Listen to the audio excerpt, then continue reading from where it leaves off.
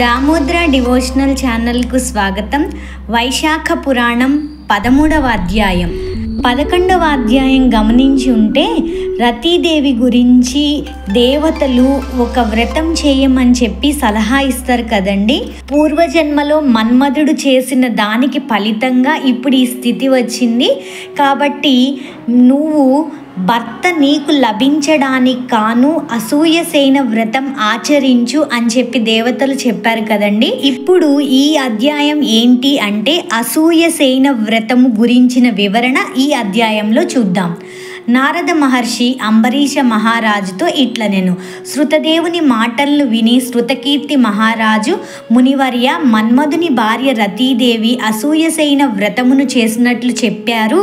ఆమెకు ఆ వ్రత విధానమును దేవతలు చెప్పినట్లుగా మీరన్నారు.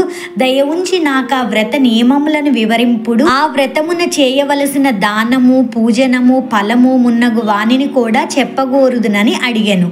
అప్పుడు శృతదేవుడు మహారాజా వినుము. అసూయసేనమను వ్రతము సర్వ పాపములను పోగొట్టును. ఈ వ్రతమును శ్రీమన్నారాయణుడు లక్ష్మీదేవికి చెప్పెను. ఆ వ్రతము ఆచరించినచో నీలమేఘ శ్యాముడగు విష్ణువు లక్ష్మీ సమేతముగా ప్రసన్నుడై సర్వ పాపములను పోగొట్టి సర్వ శుభములను ఇచ్చును. ఈ వ్రతం ఆచరించి గృహస్థ ధర్మములను పాటించిన వారు సఫలమైన గృహస్థ జీవనమును గడిపి సర్వ సంపదలను పొందుదురు. అట్లు చేయని వారికి శుభములెట్లా కలుగును? శ్రావణ మాసమున శుద్ధ విధియ యంది వ్రతమును ఆచరింపవలేను. ఈ వ్రతమును ఆచరించు వారు 4 మాసములను హవిష్యాన్నమునే పాయసమునే భుజింపవలేను.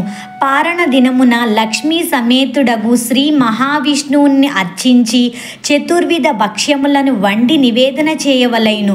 కుటుంబము కల సద్బ్రాహ్మణుణ్ణి పూజించి వారికి చతుర్విధ భక్ష్యములను వాయనముగా ఇవ్వవలెను. బంగారు లేదా వెండి లక్ష్మీనారాయణ ప్రతిమను చేయించి పట్టు వస్త్రములు, తులసి మాలికలు మున్నగు సుగంధ వస్తువులతో పూజింపవలెను. శయ్య దానములు, వస్త్రదానములు చేసి బ్రాహ్మణ భోజనము, దంపతుల పూజ చేయవలెను. ఈ విధంగా శ్రావణ మాసం మొదలు 4 మాసములు విష్ణువును లక్ష్మీ సమేతంగా పూజింపవలెను. తరువాత మార్గశీరము, పుష్యము, మాఘము, పాల్గుణము అను మాసములందును లక్ష్మీ సమేతుడగు శ్రీమన్నారాయణుని పూజింపవలెను. తరువాత చైత్రం, వైశాఖం, జ్యేష్టం, ఆషాఢం అను మాసములందు శ్రీహరిని రుక్మిణి సమేతముగా ఎర్రని పుష్పములతో పూజింపవలెను. భూదేవ సహితుడు సనందనాదిముని సంస్తుతుడు పరిశుద్ధుడగు శ్రీ మహావిష్ణువును అర్చింపవలెను. ఈ విధంగా చేసి ఆషాఢ శుద్ధ విధియ యందు ముగించి అష్టాక్షరీ మంత్రముచే హోమం చేయవలెను. మార్గశిరము మున్నగు 4 మాసముల పారణయందు విష్ణు గాయత్రీచే హోమం చేయవలెను. చైత్రాది చతుర్మాసముల యందు పురుష సూక్త మంత్రములచే హోమం చేయవలెను. పంచామృతములను, పాయసమును, నేతితో వండిన బూరెలను నివేదింపవలెను. శ్రావణాది మాస చతుష్టయమున పూజ, హోమము, భక్ష్య నివేదన చేయవలెను. లక్ష్మీనారాయణ ప్రతిమను శ్రావణాది మాస చతుష్టయ పూజకు ముందుగానే దానమీయవలెను. శ్రీకృష్ణ ప్రతిమను మార్గశీర్షాది మాస చతుష్టయ పూజ మధ్యమున దానమీయవలెను. చైత్రాది మాస చతుష్టయ పూజాంతమున వెండి వరాహమూర్తిని దానమీయవలెను. అప్పుడు కేశవాది 12 నామములతో 12 మంది బ్రాహ్మణులకు యథాశక్తిగా వస్త్రాలంకారమును దక్షిణతో నీయవలెను.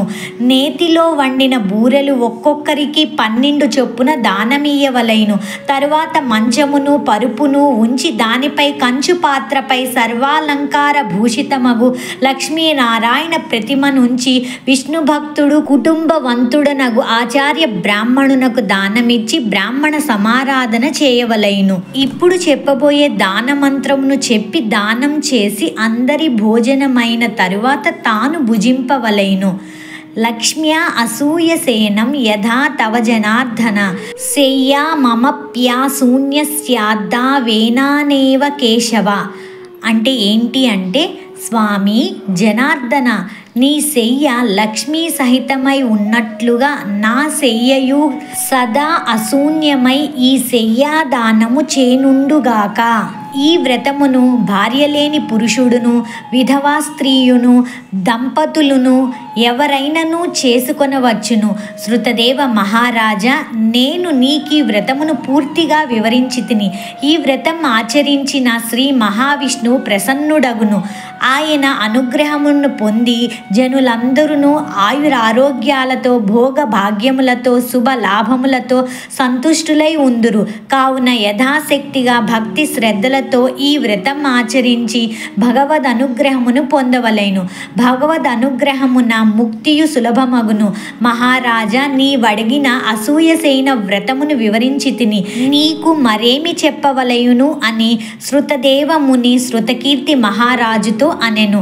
శృతకీర్తి మహారాజు, మహాముని, వైశాఖమున ఛత్రదానం చేసిన వచ్చు పుణ్యమును వివరింపుము. శుభకరమైన వైశాఖ మాస వ్రతాంగ విధానములను ఎంత విన్నను నాకు తృప్తి కలుగుటలేదు అని అడిగెను.